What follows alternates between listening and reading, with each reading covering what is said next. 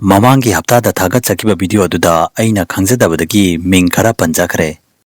Karigumba video aduna maram oiraga kanagumba amagi lining laisuna amadi thajabada sokpa yaukhrabasu apangba nanaw amadi nayambani khanduna ngakpiu haiduna haijari. Ngasidagi chahi kharagi mamangda Sikim gi piklaba khungang amada karigumba thokdog ama thokibadagi ngasi fawbo khungang aduda leiriba misingi mapunsida akiba amaga loinana hingli. Tawbaibudi khungang adu fajaraba ching amadi umangna koisinduna tarami. Adubu ching amadi umang sing adugi manungda ikang khawdana khungang adugi Mee Kaya ama mangba hawraklami. Amadi mangkiba mi adu numit kharanigi matungda ching adugi manakta siduna taaduna leirami. Thokdok asigi maramda mi amatana karimata khangba ngamlamde.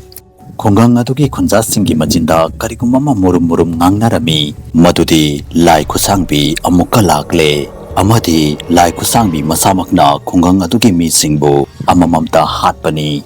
Khungang adugi hanuba amadi ahan singna hainabadi Laikhutsangbi haribasi lanba ngamtaduna koipai paiduna leiba yamna thina harpikiba nupi amagi thawaini. Amadi mahak hauzik yamna sathiraba phut nupi haibadi hingchabi ama onkhre haiduna hainei. Chahi kaya amagi mamangta nupi masama khungang aduda leirami. Nupi masatu masak matau yamna fazarami. Khungang adugi paisa pairaba zamindar amana nupi masatubu nam hatuna faraga luhongtuna laurami. Adubu nupi masatuna zamindar adugi wa amata taramde. Maram aduna zamindar aduna nupi masatubu thina phubirami. Nongma ama besaki ahing ama nupi masatu zamindar adugi mayumdagi chenduna thoklaklami. Amadi ching adugi manungda changduna lotki.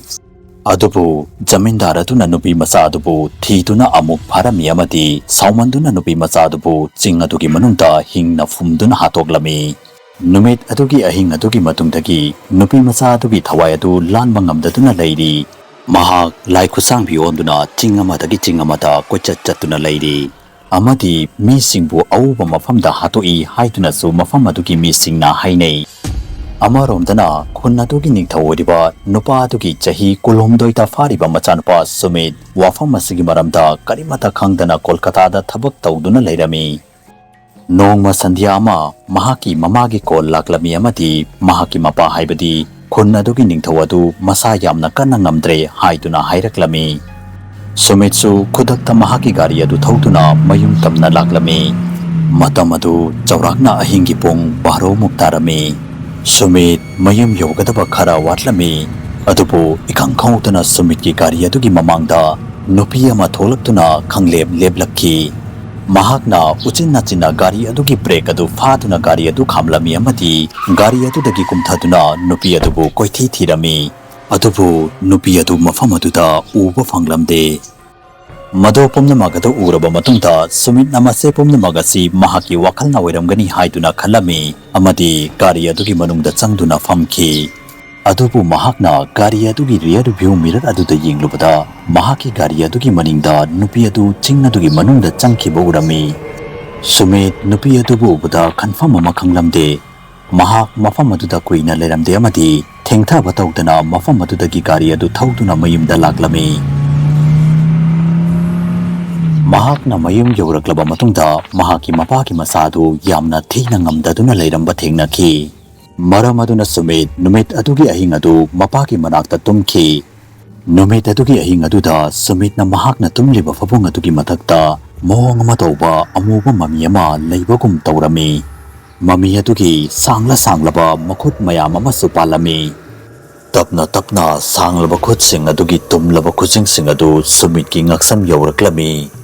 Khujing sing aduna Sumit ki ngaksam aduda thengbaga mahak naba fawraklami amadi mahak mikap tholaktuna mamit khangpang pangthoraklami. Sumit na masepumna magasi mahaki mangda ukiba ngakta oirangbani haiduna khalami amadi ka aduda mahak amadi mahaki mabanatana atai kanamata leiramde. Adubu Sumit na mahaki ngaksam adu paiduna yenglubada mahaki ngaksam aduda karigumba anaba ma fawraklami. Mahakna fabungdagi haugatuna mingselda yenglubada tasengna maki mahaki ngaksam aduda khujingna khotkibagi mami taaduna leiramba uki. Matang aduda mahakna mingsel aduda gari thawduna lakpada lambida urakkiba nupi adu mahaki maningda leptuna leiba urami. Mingsel aduda nupi adubu ubada mahakna maning leithoktuna yenglami. Adubu ka adugi manungda mahakna kanamata leiba uramde. Thokdok adugi matungda Sumit ahing chuppa tumba yaramde amadi mahak ahing chuppa nupi adugi maramda khanduna leirami. Mathangi numit nongalaba matungda makoigi mayumda maiba ama laglami. Maiba aduna Sumit ki mapagi choktharaba amadi solaba phipam adu ubada mana masingna saba hidak ama tainanaba haiduna hairami. Adubu luriba wafamdi maiba aduna hairiba hidak adu semada changadoriba mana masing sing adu chingda horami.